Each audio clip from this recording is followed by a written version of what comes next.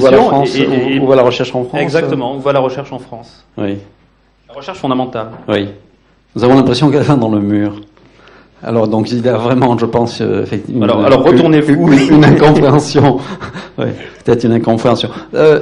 D'abord, préciser que les revendications actuelles des chercheurs, à travers donc cette pétition, où pour la première fois, je pense, dans l'histoire de la recherche, 30 000 chercheurs signent une pétition avec, à la clé, beaucoup de directeurs de laboratoire qui mettent en jeu leur démission, signe que la situation nous semble réellement grave. Je voudrais dire que ce n'est pas nullement une revendication corporative, comme beaucoup de revendications. C'est simplement, nous voudrions que la visibilité, la compréhension de notre activité de chercheur, notamment en recherche fondamentale, soit prise en compte et soit comprise. Et nous avons l'impression qu'elle ne l'est pas comprise. Et quand on nous dit, par exemple, que le budget de la recherche 2004 est augmenté de 3,9%, c'est 3,9% par rapport à un budget qui avait été amputé de 40% l'année qui précédait.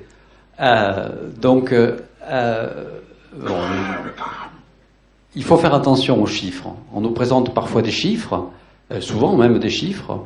Nous, les chercheurs, nous avons aussi l'habitude un petit peu des chiffres, et on peut faire dire beaucoup de choses à ces chiffres. Alors notamment, vous savez que les grands pays, notamment l'Europe, recommandent que le budget alloué à la recherche dans les pays européens soit de l'ordre de 3% du PIB, un objectif pour 2010.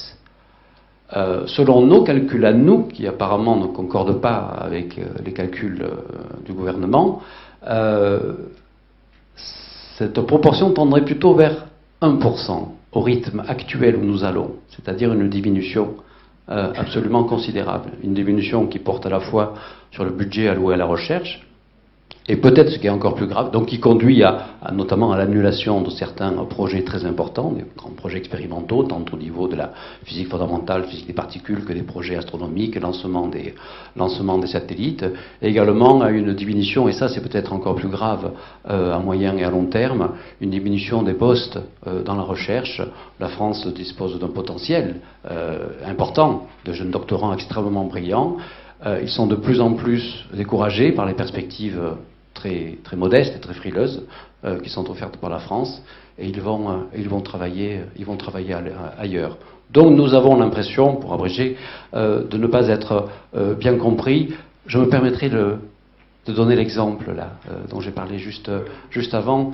Donc parmi les revendications récentes du gouvernement et auquel on voit une réactivité assez importante de l'ensemble de ministres qui se mettent donc à réfléchir sur ces problèmes, il y a notamment la baisse de la demande, la baisse de la TVA demandée par les restaurateurs, donc qui est une grande question discutée, donc qui doit être discutée à Bruxelles au niveau européen, et apparemment donc sans trop d'état d'âme, le ministre des Finances est tout à fait prêt effectivement à étudier cette possibilité et à mettre en œuvre, à défendre cette mesure à Bruxelles. Cette mesure a un coût, bien entendu. Eh bien, savez-vous que ce coût de la baisse de la TVA pour les restaurateurs représente le doublement de l'ensemble du potentiel humain, c'est-à-dire de l'ensemble des salaires et de l'ensemble du budget de tous les établissements scientifiques français publics, c'est-à-dire CNRS, INSERM, INRIA, IRD, ainsi de suite. Je crois que cet exemple montre que, et peut-être explique pourquoi nous, les chercheurs, nous avons l'impression d'être, je ne dirais pas ignorés, mais réellement incompris.